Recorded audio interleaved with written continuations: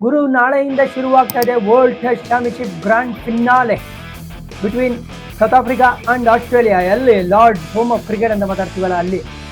Australia ಜ್ಞಾಪಕ ಇರಲಿ ನಿಮಗೆ, ಡಿಫೆಂಡಿಂಗ್ ಚಾಂಪಿಯನ್ಸ್. ನಮ್ಮನ್ನ ಅವ್ರ ಮನೆ ಅಂಗಳದಲ್ಲಿ ಮಟ್ಟ ಹಾಕಿ ಆಮೇಲೆ ಶ್ರೀಲಂಕಾ ಹೋಗಿ ಶ್ರೀಲಂಕನ್ ಮಟ್ಟ ಹಾಕಿ ನಂಬರ್ 1 ಟೀಮ್ ಆಗಿ ಕ್ವಾಲಿಫೈ ಆದರು ಈ ಒಂದು WTC ಫೈನಲ್ಗೆ. ಆದರೆ ಒಂಥರ ಏರುಪೇರು ಇರೋವಂಥ ಒಂದು ಜರ್ನಿ ಸೌತ್ ಆಫ್ರಿಕಾದು. ನೀವು ಅಬ್ಸರ್ವ್ ಮಾಡ್ಕೊಂಬಂದ್ರೆ SA T20 ನಡೀತಾ ಇರುತ್ತೆ ಜನವರಿ ಟೈಮಲ್ಲಿ.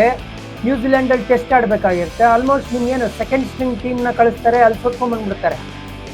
ಅದಾದ್ಮೇಲಿಂದ ಮಾಡು ಇಲ್ಲ ಮಡಿ every test match 7 consecutive victories ಬೇಕಾಗಿತ್ತು, ಅದನ್ನ ಸಾಧನೆ ಮಾಡ್ತಾರೆ. 2 ವೆಸ್ಟ್ ಇಂಡೀಸಲ್ಲಿ ಗೆಲ್ತಾರೆ, 2 ಬಾಂಗ್ಲಾದೇಶಲ್ಲಿ ಗೆಲ್ತಾರೆ, 2 ಶ್ರೀಲಂಕಾ ಮನೆ ಅಂಗಳದಲ್ಲಿ ಉಳಿಸಿರ್ತಾರೆ.